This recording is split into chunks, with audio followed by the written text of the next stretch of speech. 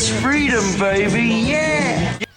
Hello, folks. Welcome on a Monday. Great state of Georgia. Yeah. Averaged about, 102 for a couple of weeks. 99% humidity. But it is Georgia, deep south, and it is, summertime. How you been? Great? Good. I don't give a shit. I don't care anymore. I'm tired of this business. I told Dallas if I knew how to weld, you'd never see me again. Matter of fact, I called DeVry this morning. I always use DeVry. Anyways, what's going on? Haven't seen you in a while, I guess, right? I was in Dallas, and again, not in him, the city. We broke it off a long time ago. I had a good time out there with Crowder and whatnot, and got a call right before I went on. Not a call, I got a text from Tommy going, they want you to tone it down. On Thursday morning, I got a first time I talked to my manager, by the way, in about a month. It's just a text. No, I actually called him. And, they said you came in a little hot yesterday, which I did. See, I bring my mood into the studio. And but Crowder has a different, when they say conservative, his people are conservative, I guess. But for somebody to be offended by cursing, I still say grow the fuck up. Look around the world we live in and, grow up. Okay, I know. But I've been cursing since fourth grade. Fourth. Miss Swiniarski was my teacher, called my parents and said, you kid's got a dirty mouth. Fourth grade. And I did. I hung out with Peter Burke and Mark Stoll, two kids that lived down the street that were my sister's age, 4 years older than me, and I hung out with them because I could run like the wind. And they always called me to play football in the neighborhood. And they would say fuck, and I'd say fuck. And I enjoyed it. Took it right to school with me. And then there was other kids, my buddy Jeff Rice, who came from a tough household. He was cursing. We got along swimmingly. And I still remember my brother, I'm in the kitchen having lunch. The windows are open on a hot day. My mother's in the kitchen. My brother's outside. He goes, Nick, look out the window. I'm going to see how long I can skid. He was on his bike. So he comes pedaling down the driveway. He hits the brakes. And I go to sit back down, and he goes, oh, that one fucking sucked. My mother's standing next to me. And did you teach him that? That type of fucking, probably. Want to hit me for that too? Go ahead, get out one of your wooden spoons that don't work anymore. Used to block those like fucking Green Hornet. Pick one of your Marvel fucking, boy, they're still pointing, they just put another one out, whatever, the Fabulous Four homos. And it went in the tank. Finally. I'll ask again, what are we, fucking 7th grade boys? I mean, I hated that shit when I was a kid. Did you see the Green Hornet? No, I didn't. I was watching a brawl with the Canadians and the Bruins, you fucking. Anyways. Delicious. Red Sox, I know you guys don't want to hear this, but holy moly, ripped off 5 in a row. The mighty Dodgers came to town. We took 2 or 3 from them. And then the Houston Astros, who were in first place, came to town, and we swept those motherfuckers. And it's really fun. I'll tell you, they're 11 or 12 games over 500, which is the high mark this year. And they piggybacked over the Yankees, so they're like 3 or 4 games behind Toronto, who's in first place. Anytime we hop over the Yankees, that's all we care about. But you know how that goes. But the Sox, man, dude, the pitching has been crazy. I don't know if they can keep it up. Best bullpen ERA in the American League. Best record, us and the Milwaukee Brewers, since June 1st or something like that. So, again, these are all young kids, except for Bregman, Bregman's becoming one of my favorite players of all time. I was always envious of him when he was with the Astros. He made some plays in the field this weekend that, behind third base, and I mean with like 1 foot in shallow left field, in the foul line and throwing in one motion as his body's going that way, right on the money, couple of them. And then another stop, like a goalie you couldn't believe he made. And anyways, I'm excited about, that's the most interesting team that Boston has seen for a while. Because they have sucked. They've been mediocre. They've been good. They go back to mediocre. They've sucked. They get good again. And now, when there's 2 months of solid baseball, you're good. And these kids are young, man. Roman Anthony, on base percentage, 42%. It's 420. Insane. He either walks or gets a fucking hit. It's insane. Anyways, enough. Let's talk about teams you like. The Denver Omelets of the WNBA. Denver Omelets. It's a great name. It's a great name. How about when they run the WNBA scores and breaking news across the bottom of the screen? I fucking laugh. ESPN. Oh, look it. 3 black women and a Chinese lady. She's a nurse. She has a white lab coat, but they're talking about the fucking Denver Broncos defense. Turn that up. Hold on.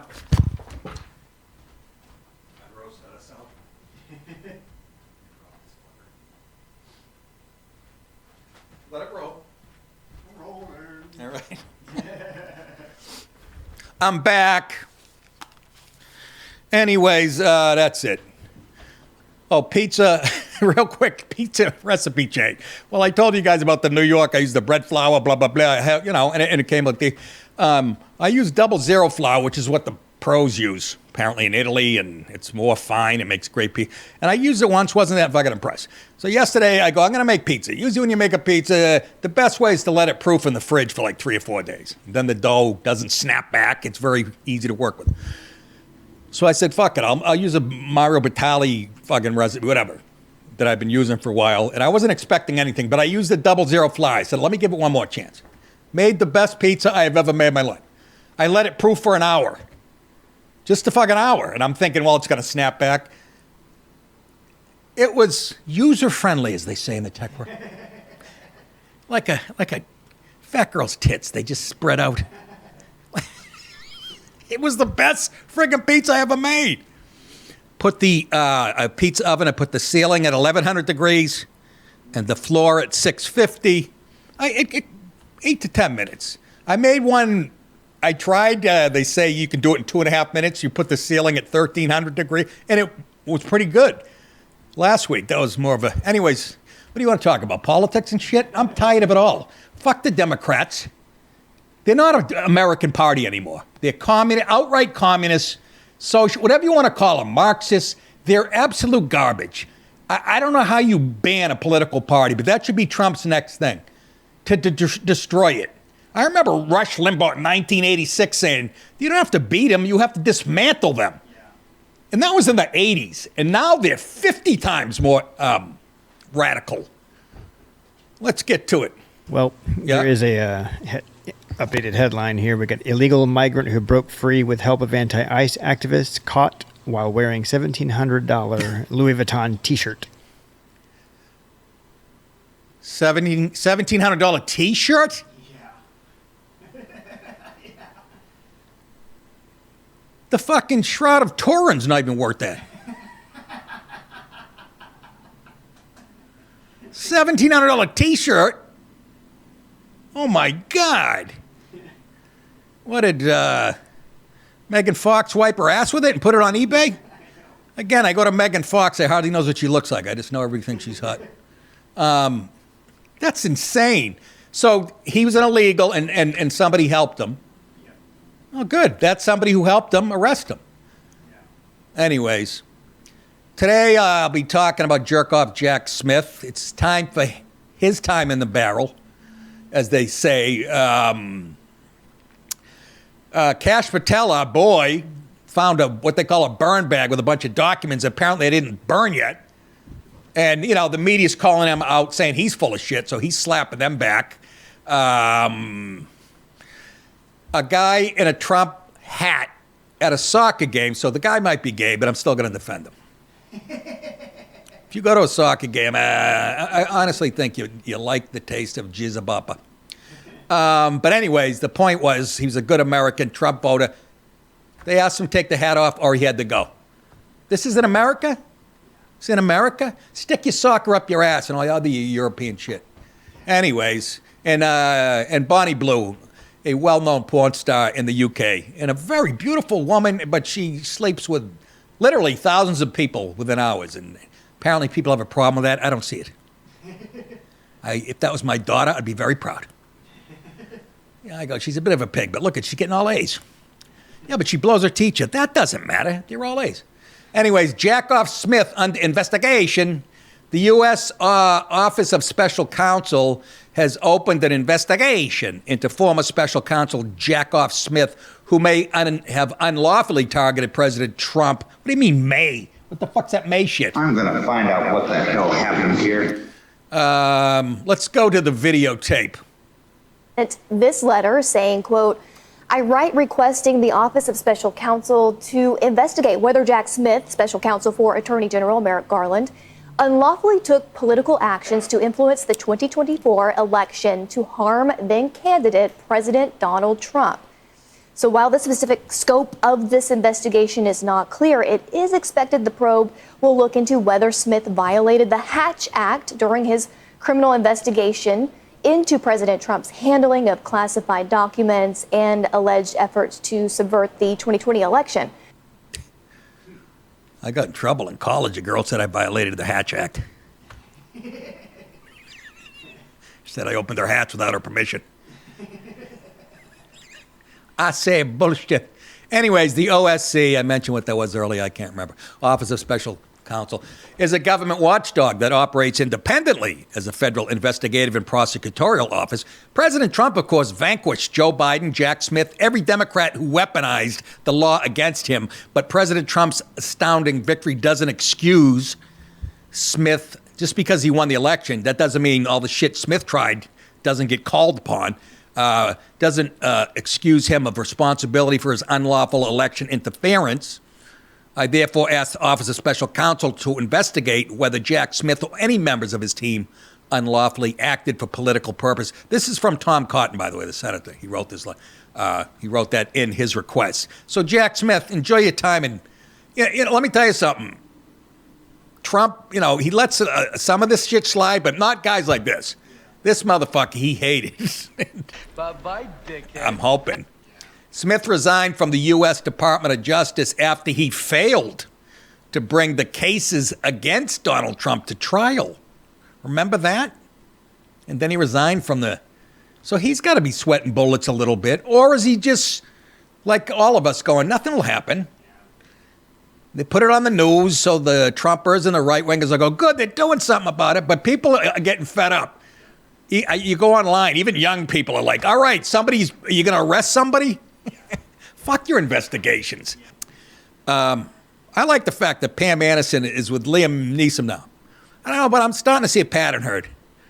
Richie Zambora had a cock the size of my forearm, and Liam Neeson's hung like a Grecian bull. I'm seeing a pattern. But I love Pam. She looks good as an older woman. She's Canadian, and people are so mean online. You better put on a condom with that fucking hepatitis, rather. People are brutal. Anyways, liar, burn bags not on fire. I wrote that? Oh, my God. Liar, burn bags not on fire. FBI directed, this is a good story. Kash Patel, who we had on the show before he was a big shot. He was still pretty high up, but he did because he had a book out or whatever, and we loved him. Just a regular guy with an IQ about 290, loves hockey, still plays in a league, and he's just a Queens guy. I fucking love him. I loved him after we interviewed him. Patel challenged news media to own who is really lying, in quotes, about his discovery of a stash of classified documents connected to the Trump-Russia collusion narrative weaponized against Trump in his first term. So they're calling him a liar because he said he found a burn bag, and the media saying he's full of shit, so he's calling them on it. The director's comments came in the wake of recent reports that burn bags filled with thousands of documents dating back to the Trump-Russia probe were discovered in a room in the FBI headquarters. I understand leaving a bag of Coke in the West Wing, but Jesus, are you that sloppy? I mean, you're pulling off scandals that are as felonious as they get. Because I think they thought they were untouchable. Absolutely. Their fucking arrogance drives all this shit. They didn't know. that the greatest president in the history of the country was taken over. He's got a hair across his ass. That will happen when you, I mean, think about the shit they've put him through. We don't even bring up the shot in the face. Since he came down that escalator, they have literally tried to ruin him, kill him, ruin his family, and he's succeeding. To me, it's the greatest story ever told. Yeah, but what about Jesus? That doesn't exist. Listen, I'm kidding, folks. Right now, Relax. right now. Exactly, that's how you, relax. Right now, Crowder's fans are going, this guy. In 2017/18, and this is Kash Patel talking, I proved the Steele dossier was fictitious intelligence weaponized by corrupt FBI officials to deceive a federal judge and unlawfully spy on the presidential candidate Trump's campaign, all paid for by thick-ankle dogface Hillary pigface Clinton. And the media, he says, the media called me a liar. He's lying. That's MSNBC. Now he says, I'm the FBI director, and I got a hair across my ass like you read about in Hair Across Your Ass Weekly. We just uncovered burn bag / room. I have a burn bag before porn was on computers. Yeah, they're all National Geographics. It's always a black woman, nice tits, but carrying a thing of wood on her head to some village. I always focused on the wood. I was into woodwork. We just uncovered burn bags room filled with hidden Russiagate files, including the Durham Annex and declassified. Remember the special counsel Durham did a whole thing on it? I don't even remember the fucking results. Once again, I released the prior FBI's own documents and exposed the truth. And he says, again, this is Patel talking. The same media is calling me a liar, he says, again. He's lying.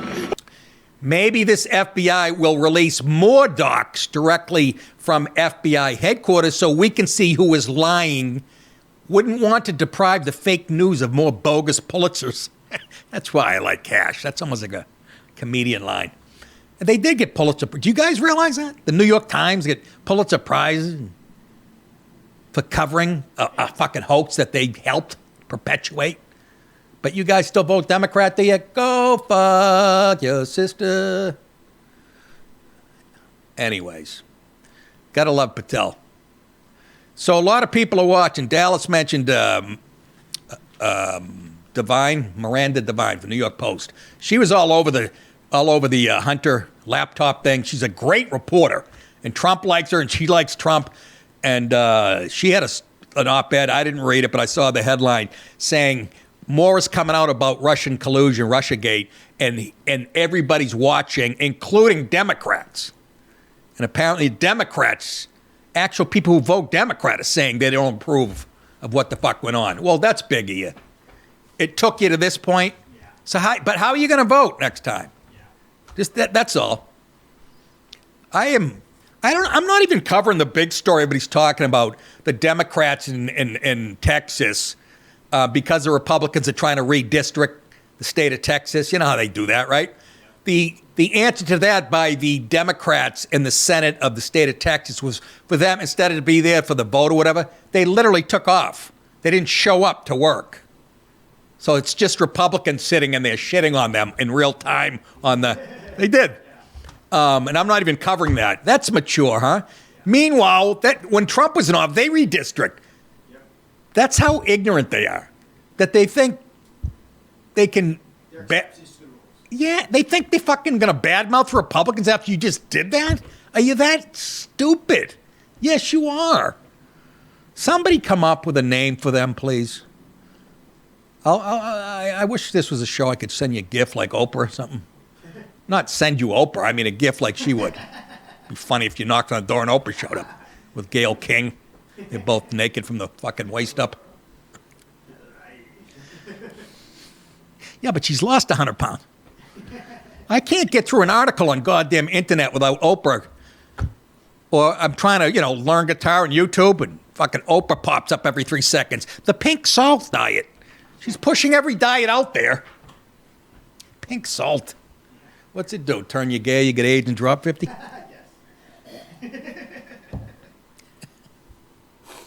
Yeah. I haven't had a cameo in a couple months. I guess it's over for me. Anyways. Yeah, I guess it's a good time to do a break. Boys and girls, nickdip.com. You want to see my... Oh, my God, it's this weekend. And I love you, Tampa. Don't take it the wrong way. I have a pit in my stomach. I'll do this show Monday through Thursday. And then usually Thursday afternoon's my long weekend start. But no, I got to get on a 9:30 flight Friday morning. Do you believe there's no direct flight from fucking Savannah to Tampa? Yeah, exactly. Yeah. How is that possible? Those are two cities that are thriving and within perfect flying distance. But no, I got to connect. And right now, Lee Priest is watching this going, shut up. Lee Priest flies out of Australia.